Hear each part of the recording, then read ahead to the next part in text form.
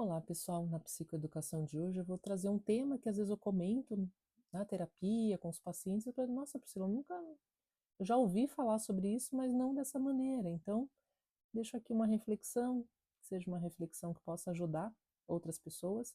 Hoje eu vou falar sobre epigenética, padrões herdados e a relação com a psicologia analítica. Então, você já parou para pensar que talvez a gente esteja vivendo histórias que começaram muito antes, né, da gente nascer? Então, a ciência da epigenética nos mostra algo muito fascinante, que a gente não herda apenas os genes fixos, mas também marcas químicas que influenciam como esses genes são ativados ou silenciados em nós.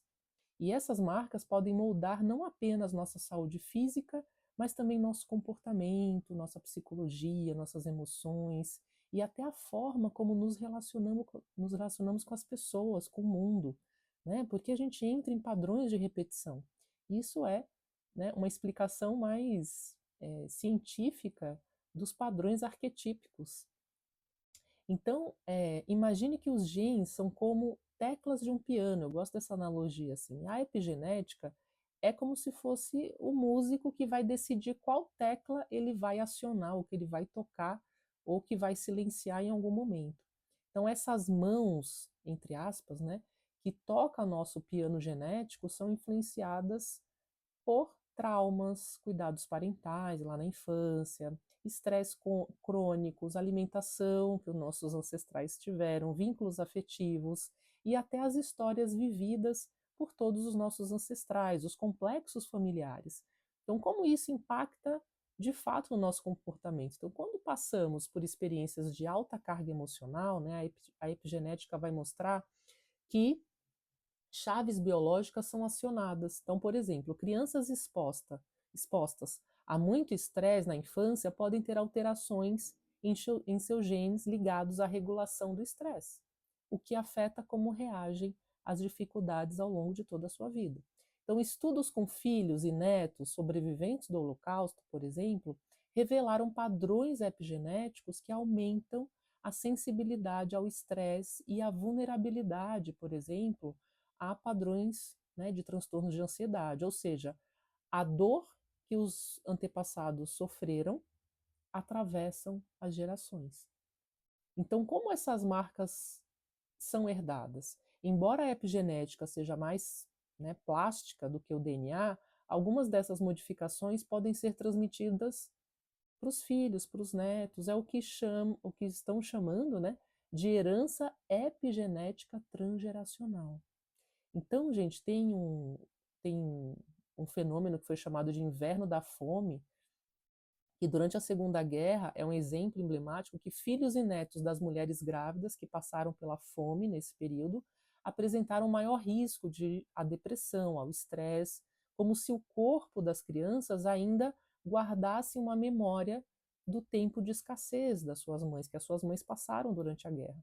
Então, o elo com a psicologia analítica fala sobre o inconsciente familiar, os complexos que nós herdamos da nossa família, os complexos herdados. E a epigenética dá a dimensão biológica a essa ideia.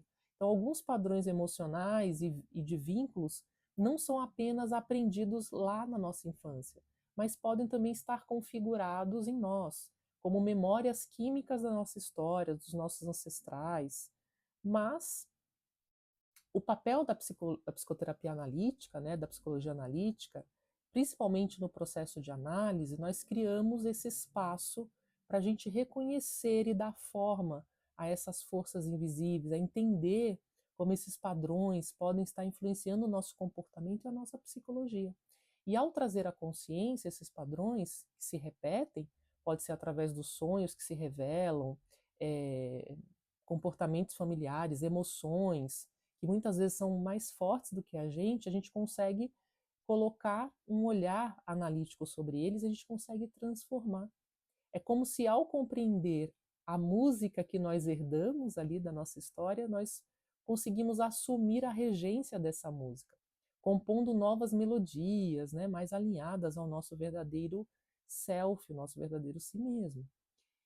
talvez a vida não seja apenas sobre escrever a nossa história, né, sobre viver, mas também sobre honrar e ressignificar as histórias que vieram antes de nós, né? Por que estamos aqui? Qual é a finalidade da existência? E a epigenética hoje tem mostrado que carregamos a biologia dessas narrativas.